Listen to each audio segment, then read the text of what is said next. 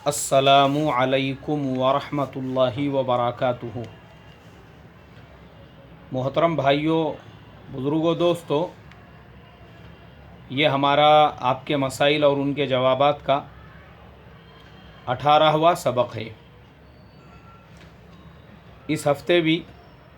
अक्सर सवालात के जवाबात तो मैंने उसी वक्त में दे दिया था, लेकिन बहुत सारे सवालात पेंडिंग में हैं। इसके लिए उनमें से जो अहम और ज़रूरी सवाल थे, जो कई महीनों से पेंडिंग में थे, उनको मैंने आज ले लिया हूँ और अल्हम्दुलिल्लाह उनका मुताला करके उनके हवाले भी मेरे सामने मौजूद हैं। अब इन सवालात में आज का जो सबसे पहला सवाल है वो अब्दुल मजीद साहब पटन गुजरात से। इन्होंने पूछा है, मौलाना, हालत हमल में बीवी से सोहबत कर सकते हैं या नहीं कर सकते हैं? हालत हमल यानी प्रेगनेंसी में उन्होंने पूछा है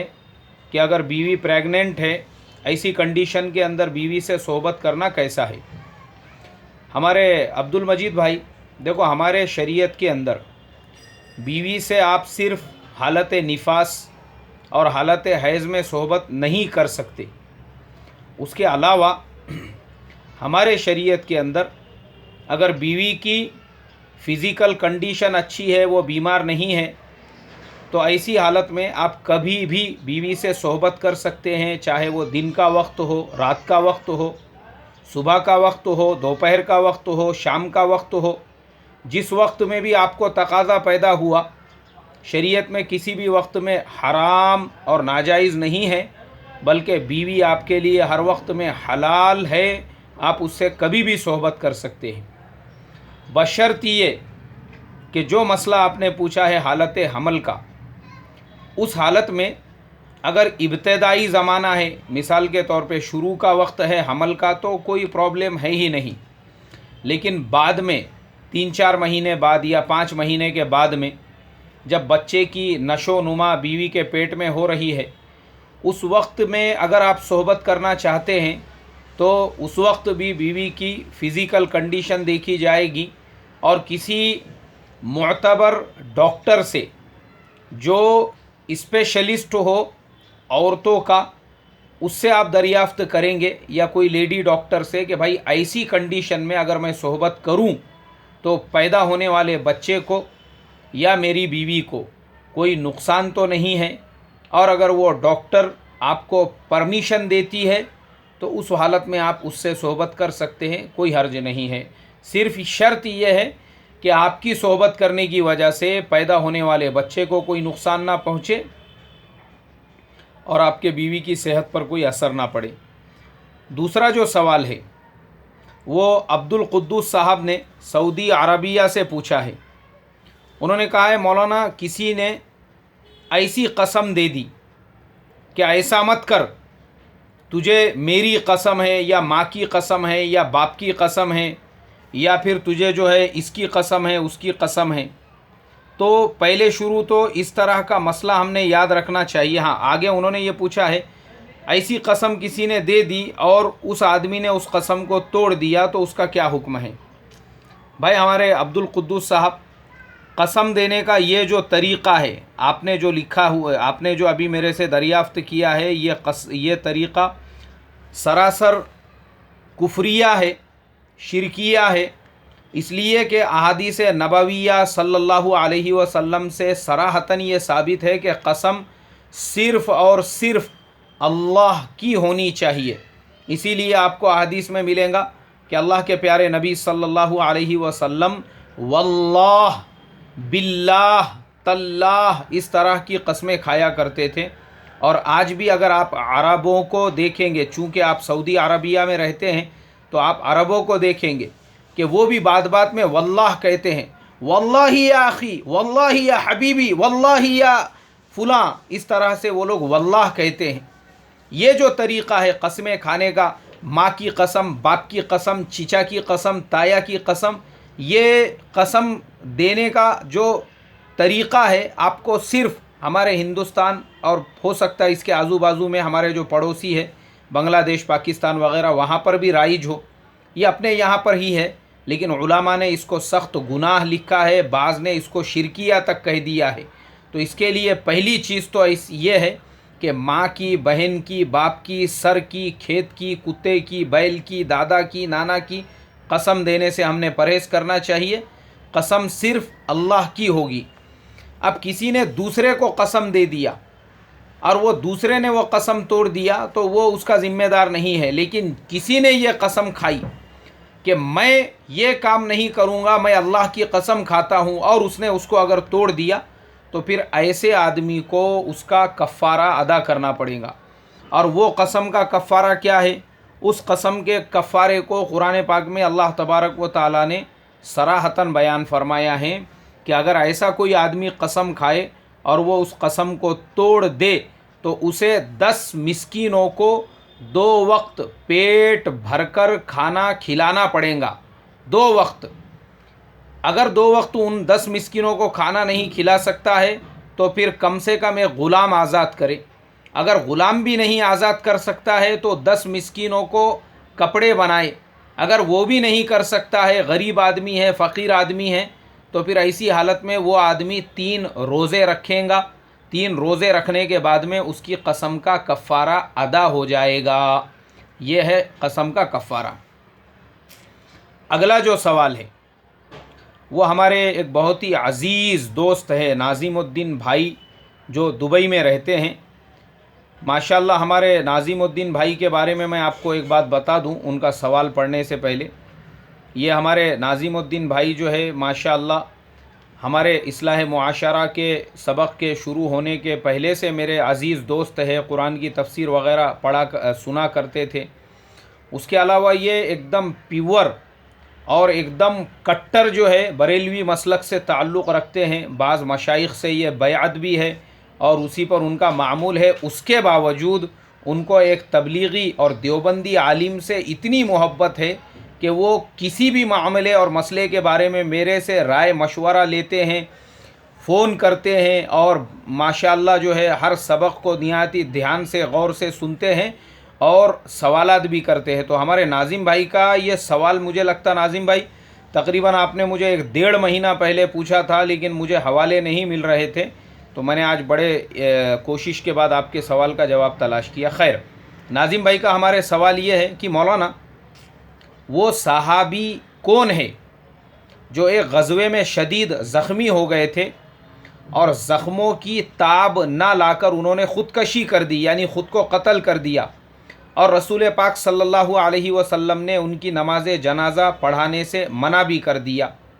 ناظم بھائی آپ کا سوال بالکل صحیح ہے۔ یہ واقعہ ہے غزوہ خیبر کا۔ خیبر کے موقع پر چونکہ جو یہود تھے مدینے کے وہ بڑے کروڑ پتی لوگ تھے، تو اس وقت میں جب مسلمانوں نے خیبر کا محاصرہ کیا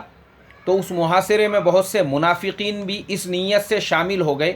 کہ ہم بھی محاصرے میں رہیں گے اور خیبر پر فتح ہوگی تو جب خیبر کا غنیمت کا مال تقسیم ہوگا تو ہمارے حصے میں بھی کچھ آئے گا۔ انہی منافقین میں سے ایک منافق جو ہے وہ بھی مسلمانوں کے ساتھ شریک ہو گیا یہود کے خلاف لڑنے کے واسطے میں،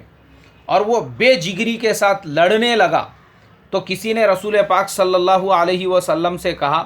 کہ حضور دیکھیے یہ آدمی کیسے بے جگری کے ساتھ میں لڑ رہا ہے۔ تو رسول پاک صلی اللہ علیہ وسلم نے فرمایا کہ وہ آدمی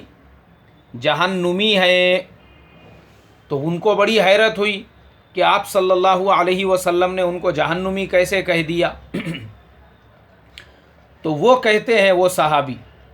کہ اسی چیز کو معلوم کرنے کے لیے کہ اللہ کے نبی نے ایسے بے جگری سے لڑنے والے کو جہنمی کیوں کہا، میں اس کے ساتھ ہو گیا۔ اب لڑتے لڑتے ایک وقت ایسا آیا کہ بہت سے تیر تلواروں کے زخم اس کو ایسے لگے کہ وہ ان کو برداشت نہیں کر سکا، اور اس نے اپنے ہاتھوں سے ایک برچھا نکالا اور برچھا نکال کے اپنے گلے کو کاٹ دیا، اور وہیں پہ وہ اس کی روح پرواز ہو گئی۔ تو تب یہ سمجھ گئے کہ اللہ کے پیارے نبی صلی اللہ علیہ وسلم نے بالکل صحیح فرمایا تھا۔ اور جب رسول پاک صلی اللہ علیہ وسلم کو اطلاع دی گئی کہ فلانے صاحب نے زخموں کی تاب نہ لا کر اپنے آپ کو قتل کر دیا ہے، تو پیارے نبی صلی اللہ علیہ وسلم نے فرمایا میں نے پہلے ہی کہا تھا کہ وہ جہنمی ہے اور میں اس کی نماز جنازہ نہیں پڑھاؤں گا، لیکن تم لوگ پڑھ سکتے ہو۔ تو اللہ کے پیارے نبی صلی اللہ علیہ وسلم نے اس کی نماز جنازہ بالکل نہیں پڑھائی، یہ بات بالکل صحیح ہے۔ لیکن ایک مسئلہ میں واضح کر دوں، اب ہمارے زمانے میں یہ مسئلہ پیدا ہوتا ہے کہ جو خودکشی کرے، اب ہم نے کیا کرنا چاہیے؟ اس کی نماز جنازہ پڑھنا چاہیے یا نہیں پڑھنا چاہیے؟ ہمارے علماء اہل سنت والجماعت فرماتے ہیں کہ بالکل پڑھنا چاہیے، اس لیے کہ کفر اور شرک کے علاوہ باقی جو چیزیں ہیں جیسے شراب پینا ہے، جوا کھیلنا ہے، زنا کرنا ہے، انہی میں خودکشی بھی ایک گناہ ہے جس سے منع کیا گیا ہے، لیکن وہ چیز انسان کو کافر یا مشرک نہیں بناتی ہے بلکہ گنہگار بناتی ہے۔ اللہ کے نبی نے اس کی نماز جنازہ اس لیے نہیں پڑھی تھی کہ وہ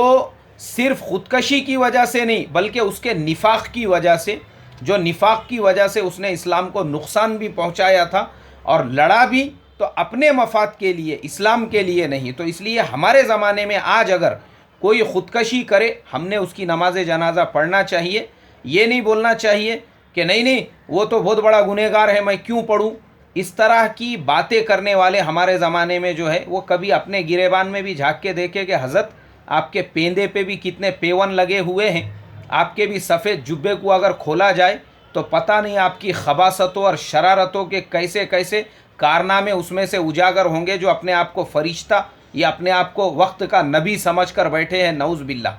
تو کوئی کتنا بھی بڑا زانی رہو،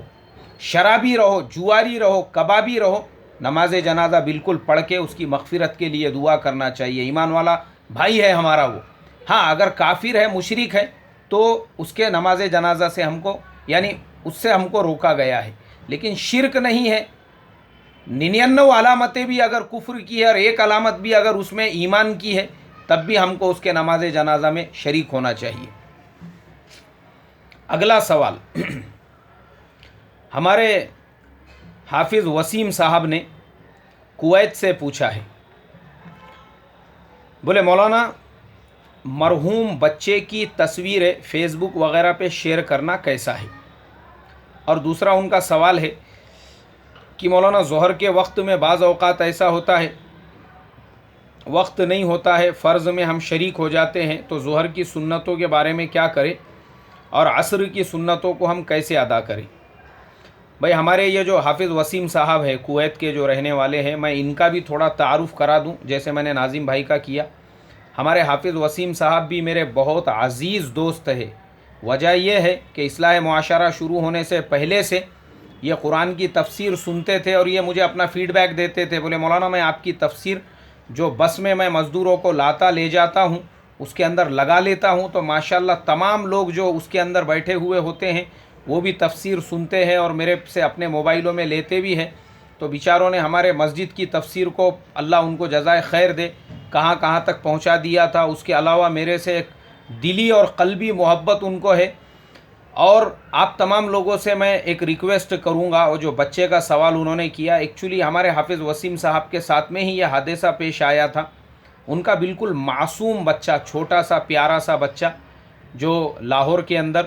اپنے فیملی کے ساتھ میں تھا، اور ہمارے حافظ صاحب جو ہے وہ کویت میں کام کرتے تھے اور اسی حالت میں بچے کا انتقال ہو گیا۔ تو میں آپ تمام لوگوں سے دعا کروں گا حافظ صاحب کے لیے دعا فرمائے، اللہ تبارک و تعالیٰ ان کو، ان کی اہلیہ کو، گھر والوں کو صبر جمیل عطا فرمائے، اور اس بچے کے عوض میں اللہ ان کو دوسرا فرما بردار بہترین اولاد عطا فرمائے۔ حافظ صاحب دیکھو، میں تو آپ کو مشورہ دوں گا، یہ جو بچے کی تصویر کا آپ نے سوال کیے ہے نا، اس سے تھوڑا آپ احتراز کریں، پرہیز کریں۔ وجہ یہ ہے کہ آپ بار بار بچے کو دیکھیں گے، پھر آپ کے دل میں وہ غم اور وہ صدمہ اور وہ درد پیدا ہوگا۔ اس کے لیے احتیاط تو یہی رکھے کہ دعا کرتے رہے، اللہ تبارک و تعالیٰ آپ کو اس کا عوض، اس کا بدل بہترین عطا فرمائے، اور میں بھی دعا کروں گا اور ہمارے انشاءاللہ تمام ہی ممبران دعا کریں گے کہ اللہ آپ کو بہترین اولاد عطا فرمائے بول کر۔ دوسرا جو آپ کا سوال ہے سنتوں کی قضا کے بارے میں، دیکھو پہلی چیز تو ہم یہ یاد رکھیں، ابھی میں نے مولانا خالد سیف اللہ رحمانی کی کتاب الفتاویٰ میں آپ کا سوال تلاش کیا ہوں، اس میں ہمارے حضرت مولانا خالد صاحب نے بڑے ہی بہترین انداز سے حوالوں کے ساتھ میں بتایا ہے کہ فجر کی سنتیں اگر آپ کی چھوٹ رہی ہے تو آپ فجر کی جماعت میں شریک ہو جاوے، اور جب سورج نکلے اشراق کے وقت میں آپ وہ 2 رکعت سنتیں ادا کر سکتے ہیں۔ ظہر کی سنتوں کا معاملہ یہی ہے، اللہ کے پیارے نبی صلی اللہ علیہ وسلم نے ظہر کی 4 رکعت سنتوں پر تہجد کے برابر ثواب فرمایا ہے، لیکن اگر وہ چھوٹ جاتی ہے تو پھر آپ ظہر کی نماز کے فوراً بعد میں وہ 4 رکعت سنتوں کی قضا کر سکتے ہیں، کوئی حرج نہیں ہے۔ رہا عصر اور عشاء کی سنتوں کا مسئلہ، تو دیکھو عصر اور عشاء کی سنتوں کو علماء نفل اور مستحب کے درجے میں رکھتے ہیں، اگر وہ چھوٹ جاوے تو اس کے قضا کرنے کی ضرورت نہیں ہے، ایسا حضرت مولانا خالد صاحب نے لکھا ہے۔ اگلا جو سوال ہے وہ محمد محسن صاحب نے بامبے سے پوچھا ہے، انہوں نے کہا ہے مولانا بولے خلا کا طریقہ کیا ہے اور خلا کسے کہتے ہیں؟ بھائی ہمارے محمد محسن صاحب، دیکھو خلا اور طلاق دونوں ایک ہی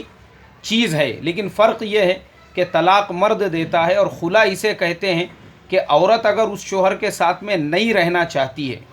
دونوں میں آپس میں تعلقات نہیں بن رہے ہیں، دونوں میں نباہ نہیں ہو رہا ہے، تو عورت کے لیے یہ جائز ہے کہ جو مہر مرد نے دیا تھا اس کا مہر لوٹا کے وہ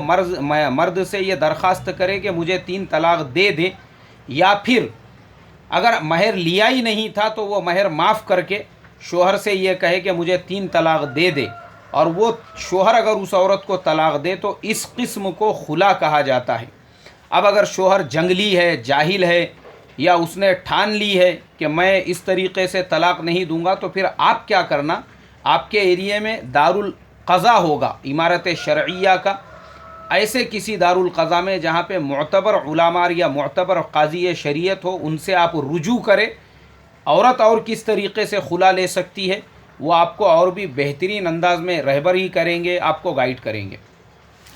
تو بھیا آج کے ہمارے چند اہم اور ضروری سوالات اور ان کے جوابات تھے۔